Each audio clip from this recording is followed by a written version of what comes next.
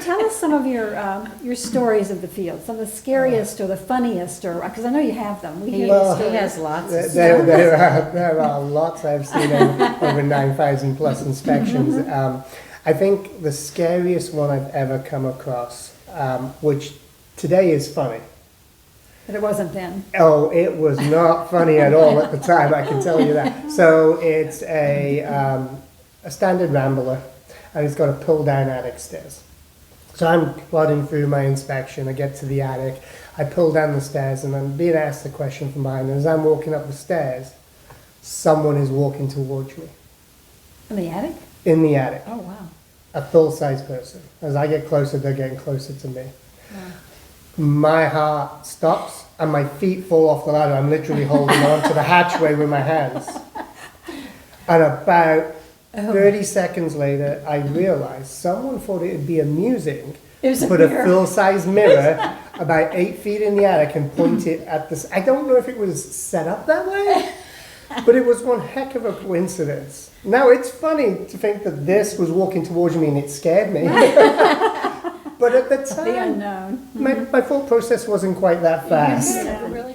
I think it's good because you have a way of making things that could be really potentially a big problem seem like it's just an ordinary event that you can take care of. It's nothing to be afraid of. It can He's easily be not an remedied. alarmist. Right, That's what, which I really it's- love. You don't. Yeah, Well, it's very important to understand you educate.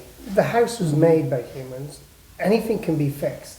Right. It's Good just point. an equation. And the whole real estate transaction is just one big equation. It's how much can we list it for, to how much we think it's worth, or when we're purchasing a house, we can get it for this price, and that leaves us with this amount of money to Right. put into it. So do we Right. get one that needs work, or do we up our price point to get one that doesn't need as much work? And when we look at stuff, we look at it pretty black and white. This is what it should do. This is wrong. Now, we're not code inspectors, so we know code.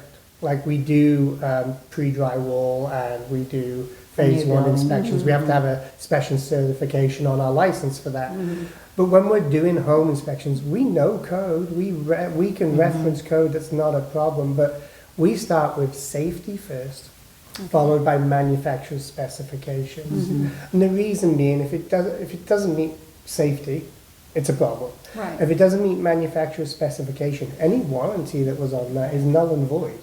So that's where we start off with, and then we go back from there using code and then common sense with stuff. Because, again, I don't think there's any need to tell people the history of a light bulb and don't get You've it. spoiled us, I will say. Well, we don't run through a house. No. We get through in a timely fashion so people don't feel rushed. Sure. But going back to explaining stuff, I have a set statement that I open up, and I make a couple of jokes. One, because my days are long, but I need to read the customer as much as I need to read the house, so I can understand where I can go on a technical level. And not only that, And you ask those questions, you do, Yeah. you But- ask those. if you don't know that about your customer, it's hard to convey stuff and it's hard to Sure. explain stuff. Some people don't want to know anything. They just want a Exactly. report and that's what they want. Some people want to know, how much is this going to cost me? Well, in Northern Virginia, prices vary a lot. I asked Google the other day, how much is a Siemens breaker? And she told me it was between $600 and $600. And I'm like, thanks for the help. There's 40 of them in this panel.